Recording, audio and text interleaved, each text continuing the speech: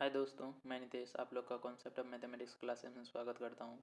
आज आप लोग के लिए 2021 का मॉडल सेट जो बिहार बोर्ड के द्वारा निकाला गया है उसका 100 क्वेश्चन का सॉल्यूशन देंगे विद कॉन्सेप्ट। तो चलते हैं दोस्तों। यहाँ पर सबसे पहले हम लोग जान लेते हैं। यहाँ पर हम लोग को 100 क्वेश्चन रहेगा ऑब्जेक्टिव क्वेश्चन, और हम लोग को 50 अटैम्प्ट करना है। ओनली 50 क्वेश्चन अटैम्प्ट करना है और 100 क्वेश्चन दिया रहेगा। तो चलते हैं पहला क्वेश्चन पर। बिहार बोर्ड का मॉडल सेट है ये रहा पहला क्वेश्चन। पहला क्वेश्चन दिया हुआ है कि 92/115 का सरलतम रूप क्या है। 92/115 का सरलतम रूप यहाँ पर ऑप्शन से हम देखेंगे। यदि 23 नीचे में 23 है तो कहीं ना कहीं ये 23 का मल्टीपल हो सकता है। तो ऐसा अंदाजा से हम 23 चौके 92, 4 आई 5 में कटेगा तो टोटल 4/5 राइट आंसर हो जाएगा। चलते हैं नेक्स्ट क्वेश्चन पर। यहाँ पर है अगला क्वेश्चन, दो परिमेय संख्याओं के बीच अधिकतम कितनी परिमेय संख्या हो सकती है। तो अधिकतम कितने परिमेय संख्या हो सकती है। तो अनंत परिमेय संख्या हो सकती है। दो परिमेय संख्याओं के बीच अधिकतम अनंत परिमेय संख्या हो सकती है। चलते हैं नेक्स्ट क्वेश्चन पर। निम्नलिखित में से किसका दशमलव प्रसार शांत है। दशमलव प्रसार शांत करने के लिए, चेक करने के लिए हम लोग को सबसे पहले इसका गुणनखंड देखना होगा। तो यहाँ पर देखते हैं 88। 88 को लिखेंगे, यदि बटे में 88 है, 88 को लिख सकते हैं 11 गुना 8। जो कभी भी 11 को हम 2 और 5 का 2n गुना 5 पे पावर m में चेंज नहीं कर सकते, अर्थात ये ऑप्शन गलत हो जाएगा। अगला क्वेश्चन है, जिस ऑप्शन में 2 पे पावर n और 5 पे पावर m के रूप का होगा वही ऑप्शन क्या हो जाएगा, मेरा दशमलव प्रसार शांत हो जाएगा। तो यहाँ पर देखते हैं 13/210। 13/210 में क्या है, 7 है, तो ये ऑप्शन गलत। अगला ऑप्शन देखते हैं 17/110। 11 का मल्टीपल है नीचे, इसीलिए ये ऑप्शन भी गलत, अर्थात ये सही हो जाएगा। यहाँ पर देख सकते हैं हम 1600 को लिख सकते हैं, 1600 को लिख सकते हैं हम। हाँ तो दोस्तों यहाँ पर 1600 को हम लिख सकते हैं, क्या लिख सकते हैं, 16 को 2 पे पावर 4, 2 पे पावर 4 गुना 100 को लिख सकते हैं 2 पे पावर 2 गुना 5 पे पावर 2। तो ये यहाँ पर देख सकते हैं हम नीचे पे 2 पे पावर 2 और 4 6 हो जाएगा गुना 5 पे पावर 2, अर्थात ये ऑप्शन हो जाएगा सी मेरा। चलते हैं नेक्स्ट क्वेश्चन पर। इंग्लिश में भी देख सकते हैं, which of the following has terminating decimal expansion. तो इसका ऑप्शन क्या हो जाएगा, सी ऑप्शन 15/1600। अगला क्वेश्चन पे चलते हैं, dy² plus by plus a के शून्य का गुणनफल क्या होगा। शून्य का गुणनफल वही जो हम लोग मूल निकालते हैं उसी को शून्य कहते हैं। जैसे मान लें कि अल्फा इंटू बीटा दो शून्य का, इसी का प्रोडक्ट बोल रहा है। प्रोडक्ट यहाँ पर कांस्टेंट जो रहता है, constant bye coefficient of y² या x² जो भी हो, तो a/d। तो इसका आंसर क्या हो जाएगा, डी नंबर। चलते हैं नेक्स्ट क्वेश्चन पर। √18 का परिमेयकरण गुणांक, यहाँ पर देख सकते हैं the terminating factor of √18 is, मतलब कि √18 का परिमेयकरण गुणांक ऐसा कौन सी संख्या से गुना करें ताकि यह संख्या परिमेय हो जाए। तो हम √2 से गुना करेंगे तो परिमेय हो जाएगा। तो देखते हैं, √18 बराबर लिख सकते हैं हम, √18 बराबर 2 गुना 3 गुना 3। तो यहाँ पर देखते हैं 2 3 के बदले 1 3 आ जाएगा, रूट में 2, इसीलिए √2 इसका राइट आंसर होगा। चलते हैं नेक्स्ट क्वेश्चन पर। सबसे छोटी अभाज्य संख्या 2 होता है। नेक्स्ट क्वेश्चन, a बराबर BQ प्लस R, जहाँ a और b धनात्मक पूर्णांक हो तो ये क्या है, ये यूक्लिड विभाजन का थ्योरम है। इसको बोल सकते हैं हम यूक्लिड विभाजन का थ्योरम, जिसमें हम लोग जानते हैं कि a बराबर BQ प्लस R हो तो R क्या होता है, R is greater than equal to 0 और लेस देन B। तो यहाँ पर देखेंगे R is greater then B, क्या ग्रेटर का चिन्ह है क्या, यहाँ पे ग्रेटर देन E होता है, मतलब B ग्रेटर होना चाहिए, B के इधर ई लोलकी B के इधर घुरा हुआ होना चाहिए। तो यहाँ पर देखते हैं कि B के इधर ही नहीं है तो ये नहीं होगा, R 0 से छोटा कभी हो ही नहीं सकता है, तो ऑप्शन क्या होगा, सी R, अर्थात B is greater then R। तो ऑप्शन सी हो जाएगा राइट आंसर इसका। चलते हैं नेक्स्ट क्वेश्चन पर। निम्नलिखित में से कौन सा परिमेय संख्या है? परिमेय संख्या जिसको p बटे क्यू में लिख सकते हैं उसी को बोलते हैं परिमेय संख्या। यहाँ पर देखेंगे √5 कट गया तो बचा क्या 6, तो परिमेय संख्या हो जाएगा। नेक्स्ट क्वेश्चन, द्विघात बहुपद x² + 12x + 35 का शून्य क्या होगा? यहाँ पर देखते हैं दोस्तों कि यहाँ पर भी प्लस है, यहाँ पर भी प्लस, तो दोनों संख्या निकलेगा, जो इसका रूट निकलेगा दोनों नेगेटिव निकलेगा, इसीलिए इसका आंसर क्या हो जाएगा, दोनों ऋणात्मक। चलते हैं नेक्स्ट क्वेश्चन पर। निम्नलिखित में से कौन अपरिमित संख्या है? 121 का 11 होता है, 121 का 11 होता है, इसका 14 होता है, इसका 14, और इसका यदि ये तो क्यूब है किसका 3 का, 3√3, और यह होता है 17 का, तो ऑप्शन क्या हो जाएगा, सी आंसर। चलते हैं नेक्स्ट क्वेश्चन पे। बहुपद 5y² - 25 के शून्यक हैं, इसके शून्यक ज्ञात करने के लिए हम लोग क्या करेंगे, 5y² = 25 और 25 का वर्गमूल क्या हो जाएगा 5, और प्लस माइनस लगा देंगे, 5 बेर में कट जाएगा, y को लिखेंगे और y² बराबर कितना हो जाएगा, y² बराबर 5 एंड y = क्या हो जाएगा √5 प्लस माइनस, तो इसका आंसर क्या हो जाएगा, सी नंबर राइट आंसर। चलते हैं नेक्स्ट क्वेश्चन पर। द्विघात बहुपद के शून्यकों का योग और गुणनफल क्रमशः 3 तथा -40 हो तो द्विघात बहुपद कौन सा होगा? वह द्विघात बहुपद ज्ञात करना है जिसका अल्फा प्लस बीटा बराबर क्या होता है 3 दिया हुआ है, और अल्फा इंटू बीटा = -40। तो यहाँ पर देखते हैं फॉर्मूला से हम लोग यह पता करते हैं, यदि यहाँ पर प्लस है तो यहाँ पर माइनस होगा, माइनस वाला -3x किस में है, इसमें है, ई हो सकता है, ई हो सकता है, ई नहीं होगा, ई भी नहीं होगा। और नेक्स्ट है अल्फा इंटू बीटा बराबर -40, यहाँ पर जो रहे यहाँ पर माइनस रहे तो माइनस बैठा देना, प्लस वाला रहे तो प्लस बैठा देना। यहाँ पर देखते हैं तो प्लस बैठाया गया, यहाँ पर है माइनस, तो ऑप्शन क्या हो जाएगा, ए राइट आंसर। ये हम लोग थ्योरी में पढ़ेंगे। चलते हैं नेक्स्ट क्वेश्चन। युग्म समीकरण x + 2y = 4, 2x + 4y = 8, तो इसका वैल्यू क्या होगा, कितना मतलब इसका मान होगा, यही हम लोग को पता करना है। यहाँ पर देखेंगे गौर से तो ये कुछ नहीं, यही समीकरण का दूसरा रूप है, जिसमें दो यदि कॉमन ले लें x + 2y = 4, यही है बस। तो सेम ही समीकरण है, तो यह संपाती होगा, संपाती का क्या होता है, अपरिमित रूप से अनेकल, अर्थात डी ऑप्शन। चलते हैं नेक्स्ट क्वेश्चन पर। नेक्स्ट क्वेश्चन, यदि बहुपद x² + ax - b के शून्यक एक दूसरे के व्युत्क्रम हो तो b का मान क्या होगा? यहाँ b का मान माइनस है तो माइनस वाला ही होगा, शून्यक एक दूसरे के व्युत्क्रम है, तो देख सकते हैं हम लोग कैसे बनाएंगे। शून्यक मान लेते हैं अल्फा इंटू बीटा, दो शून्यक है, और यह शून्यक क्या होगा, यह अल्फा इंटू बीटा बराबर क्या होता है, सी, अर्थात कांस्टेंट है क्या -b/a, का वैल्यू क्या हो जाएगा 1, और यहाँ यदि ये दोनों विपरीत हों, यदि व्युत्क्रम हो, ये अल्फा को लिख सकते हैं 1/α बराबर -b/1, अल्फा कट गया, माइनस इस साइड आ जाएगा तो -1 राइट आंसर। देन इसका आंसर क्या हो जाएगा, -1 हो जाएगा। चलते हैं नेक्स्ट क्वेश्चन पे।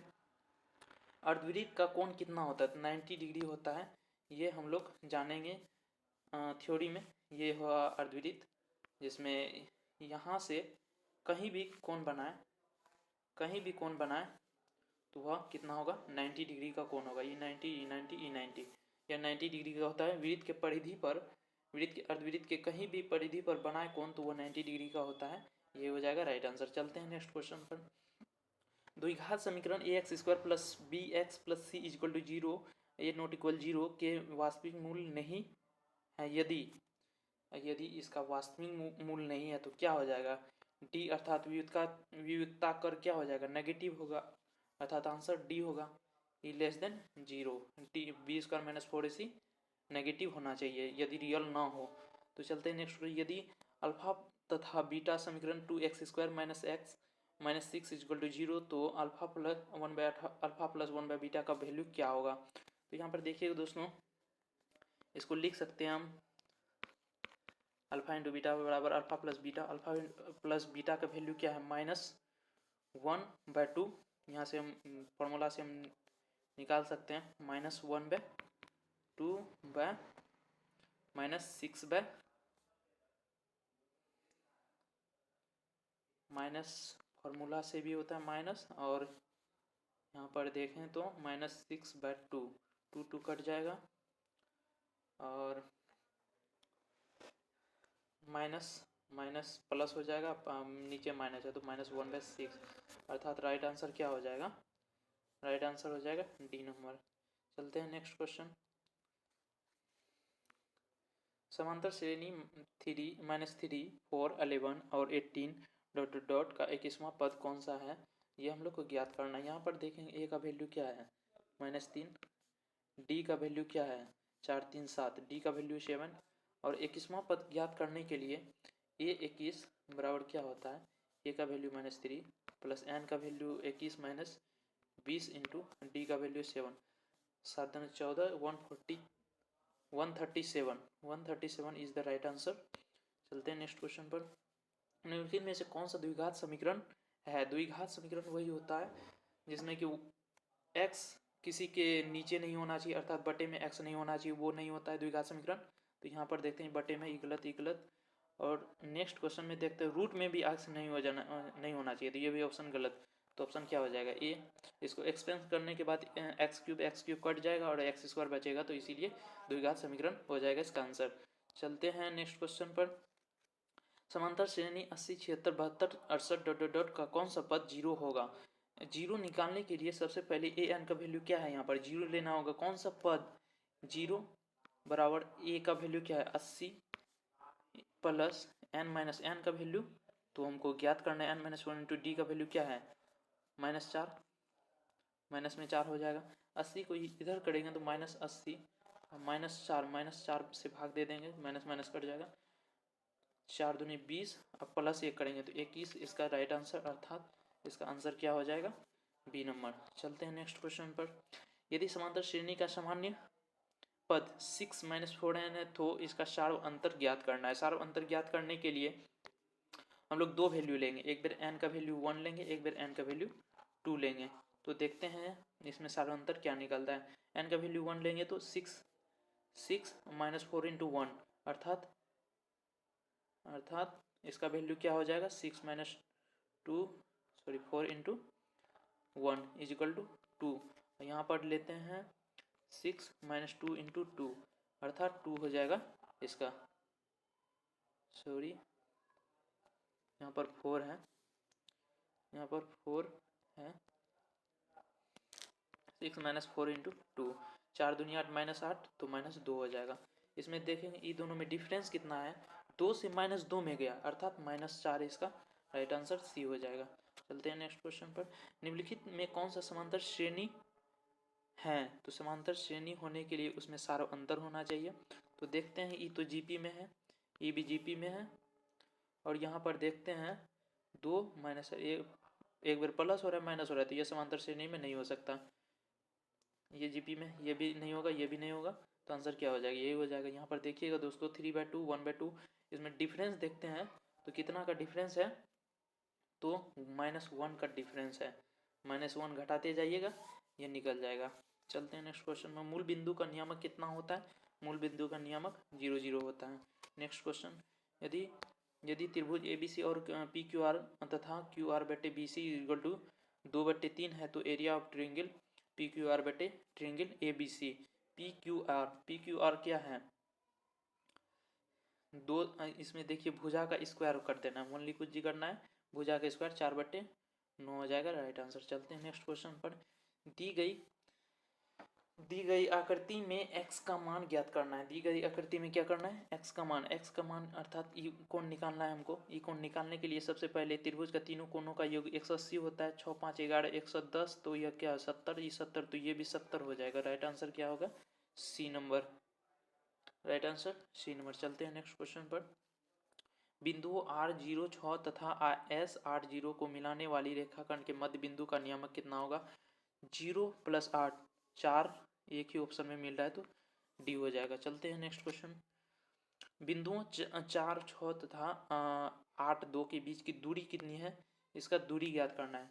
4 इसका डिफरेंस लेना है, x इसका और इसका। तो 8 में 4 गया, 4 का स्क्वायर 16, 6 में 2 गया या 2 में 6 गया, तो -4 का स्क्वायर करेंगे या 4 का स्क्वायर करेंगे तो 16। 16 यदि यहाँ देखें तो 4√2 राइट आंसर होगा, अर्थात ये नंबर। चलते हैं नेक्स्ट क्वेश्चन पर। यहाँ पर है sine 60 degree plus cos 60 degree का वैल्यू क्या हो जाएगा, तो 1 हो जाएगा। यहाँ पर थीटा के स्थान पर कुछ भी रहे उसका आंसर डायरेक्टली क्या हो जाएगा, 1 होगा। तो चलते हैं नेक्स्ट क्वेश्चन पर। यदि रैखिक समीकरण का युग्म संगत हो तो रेखाएं होगी, रेखाएं कैसी होगी, रेखाएं संपाती होगी। यदि संगत हो तो उसकी रेखाएं क्या होगी, संपाती होगी। चलते हैं नेक्स्ट क्वेश्चन पर। बिंदु इतना इतना पाद में स्थित है, दोनों नेगेटिव है तो तृतीय पाद होगा। ये देख सकते हैं प्लस प्लस, यहाँ पर x minus y plus minus minus और प्लस माइनस, यही होता है क्वाड्रेंट या पाद बोल सकते हैं इसको हम। चलते हैं नेक्स्ट क्वेश्चन। ट्रायंगल PQR में भुजा QR को बिंदु S तक इस प्रकार बढ़ाया गया है कि कोण PRS बराबर 120 डिग्री, तो QPR इक्वल टू 63 डिग्री, तो PQR ज्ञात करना है। तो सबसे पहले देखते हैं इसमें, देखिएगा दोस्तों, त्रिभुज लेते हैं एक PQR, एक त्रिभुज लेते हैं PQR। यहाँ पर देखिएगा दोस्तों, QR को बढ़ाया गया है, QR को बढ़ाएं और जो S तक इस प्रकार बढ़ाया गया है कि कोण PRS अर्थात ये एंगल, सॉरी फिर से बना लेते हैं दोस्तों, कोई दिक्कत नहीं। ये रहा ट्रायंगल अपना और ये रहा S तक बढ़ा दिए हम।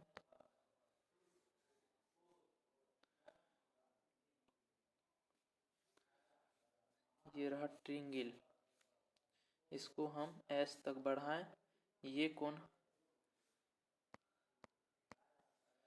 कोण हमारा 120 डिग्री दिया हुआ है। तो हमको यहाँ पर PQRS, यहाँ पर PRS अर्थात 120 डिग्री, QPR 63 डिग्री, QPR अर्थात 63 डिग्री दिया हुआ है। यदि 120 तो ये कितना हो जाएगा, 60 डिग्री। तो PQR ज्ञात करना है, तो PQR ज्ञात नहीं कर सकते हैं, 6 6 12 123। यदि 180 में 123 घटाएं तो कितना बचेगा, 57 degree is the right answer. 57 हो जाएगा इसका राइट आंसर, 57। यदि 180 में 123 घटाते हैं, 10 में 3 गया 7 और 7 में 2 गया 5, एक कट गया, तो 57 degree is the right answer हो जाएगा। चलते हैं नेक्स्ट क्वेश्चन पर। यदि किसी त्रिभुज के कोण का समद्विभाजक विपरीत भुजाओं के समद्विभाजक करता है तो त्रिभुज है, त्रिभुज। अब देखिए दोस्तों, एक त्रिभुज बना, त्रिभुज में कोण का समद्विभाजक, कोई भी कोण का समद्विभाजक, भुजा को समद्विभाजक किया, इसका भी भुजा को समद्विभाजक किया, ये रहा भुजा, और ये इसका कोण समद्विभाजक। कोण समद्विभाजक का मतलब ई कोण बराबर ई कोण बराबर ई कोण बराबर इसका कोण, ये भुजा बराबर हो जाएगा, इसके बराबर हो जाएगा। इसीलिए यहाँ पर देखते हैं, ये जो प्रॉपर्टी होता है ये प्रॉपर्टी समबाहु त्रिभुज में होता है। ये प्रॉपर्टी किस में होती है, समबाहु त्रिभुज में होती है। तो नेक्स्ट क्वेश्चन पर चलते हैं। यदि त्रिभुज ABC में DE पैरेलल टू BC तो AD बटे DB इज इक्वल टू 2/3, तो AE बटे EC बराबर कितना हो जाएगा, 2/3 ही होता है। तो देखिए कैसे होता है। ये रहा त्रिभुज DEABC, ये दिया हुआ है AD 2 और DB 3, तो AE बटे EC पूछ रहा है, तो ये भी कितना होगा, 2/3, 2/3 राइट आंसर। चलते हैं नेक्स्ट क्वेश्चन पर। यदि त्रिभुज ABC तथा DEF में AB बटे DE बराबर BC बटे FD, तो ये समरूप होंगे जब, अब देखिए दोस्तों ये बढ़िया क्वेश्चन है, त्रिभुज ABC लेते हैं, ABC लिए ABC और DEF, ABC, AB बटे इसको देखिएगा AB, इसको देखिएगा AB, ये जो AB है और इसका अनुपात किसके साथ है, BC के साथ, तो ABC इस हिसाब से लेना है इसको, AB बटे DE, सॉरी ये फिगर नहीं होगा, DEF लेना है यहाँ पे ना, तो AB बटे DE ABC और DE लेना है, AB बटे DE, तो D यहाँ ले लेते हैं, E यहाँ ले लेते हैं, और BC बटे FD, BC ये रहा BC, ये रहा FD, ये रहा DE, ये रहा FD, F यहाँ ले लेंगे। इस हिसाब से E एंगल बराबर होता है, अर्थात कोण B बराबर क्या हो जाएगा, कोण D, तो राइट आंसर क्या हो जाएगा, C नंबर। चलते हैं नेक्स्ट क्वेश्चन पर। दी गई आकृति में PQO केंद्र वाले वृत्त को स्पर्श रेखा है, यदि OQ is equal to 3 centimetre, PQ is equal to 4 centimetre, यहाँ पर देखिएगा OQ कितना है 3 और PQ 4, तो ये कितना होगा 5 पाइथागोरस थ्योरम से, तो इसका आंसर क्या हो जाएगा, C आंसर हो जाएगा। चलते हैं नेक्स्ट क्वेश्चन पर। एक्स अक्ष से बिंदु 8 और 12 की दूरी क्या है। अब यहाँ पर देखिएगा दोस्तों, ये 8 12 ले लेते हैं, ये रहा एक्स अक्ष से, ये दूरी उतना ही होगा जो यहाँ से होगा, अर्थात ये 12 है तो ये भी 12 होगा, राइट आंसर क्या हो जाएगा, बी नंबर। चलते हैं नेक्स्ट क्वेश्चन पर। वृत्त के किसी बिंदु पर खींची गई स्पर्श रेखा और उस बिंदु से जाने वाली त्रिज्या के बीच का कोण कितना होता है। देख लीजिए इसको, वृत्त के किसी बिंदु पर खींची गई स्पर्श रेखा, उस बिंदु से जाने वाली त्रिज्या का कोण, वृत्त ये रहा, ये बिंदु, वृत्त के किसी बिंदु से त्रिज्या की ओर ये त्रिज्या जा रहा है, ये कोण पूछ रहा है, तो ये 90 डिग्री होता है। चलते हैं नेक्स्ट क्वेश्चन पर। दी गई आकृति में हमको क्या करना है, TP और TQ दो स्पर्श रेखाएं, TP TQ दो स्पर्श रेखाएं हैं, वो केंद्र वाले वृत्त पर इस प्रकार हैं कि PTQ बराबर 50, तो हमको POQ अर्थात ये कोण निकालना है, तो इन दोनों कोणों का योग कितना होता है 180 माइनस 50 क्या हो जाएगा 130, राइट आंसर। चलते नेक्स्ट क्वेश्चन पर। दिए गए समकोण त्रिभुज PQR में कोण PRQ is equal to theta, PQ is equal to 3 centimetre, PR is equal to 6 centimetre, तो थीटा बराबर क्या होगा। देखिए त्रिभुज ले लेते हैं PQR PRQ कौन है theta, PQ is equal to 3 centimetre, PR is equal to 6 centimetre, sorry समकोण त्रिभुज लेना है ना, समकोण त्रिभुज लेना है, समकोण त्रिभुज ये रहा, ये समकोण त्रिभुज PQR, PQ is equal to 3, PR is equal to 6, तो हमको ज्ञात क्या करना है, यहाँ पर देखिएगा दोस्तों PRQ ये रहा थीटा, तो PQ 3 और PR 6, तो थीटा का वैल्यू ज्ञात करने के लिए हम लोग यहाँ पर कर्ण ये रहा और ये रहा लंब, तो कर्ण लंब का रेशियो लेंगे, कर्ण लंब का रेशियो लेंगे तो क्या हो जाएगा, ये रहा, ये कोण 90 था, ये कोण थीटा, ये 6, ये 3, PQR sine theta is equal to लंब बटे कर्ण 3/6 1/2 1/2 हो जाएगा, तो साइन 30 डिग्री का मान 1/2 होता है, अर्थात 30 डिग्री का राइट आंसर हो जाएगा। चलते हैं नेक्स्ट क्वेश्चन पर। टेन थीटा इजिकल टू 3/4, तो कोस ए बराबर क्या हो जाएगा? आधार आधार अर्थात 4/, हो जाएगा आंसर, 4/, समथिंग 4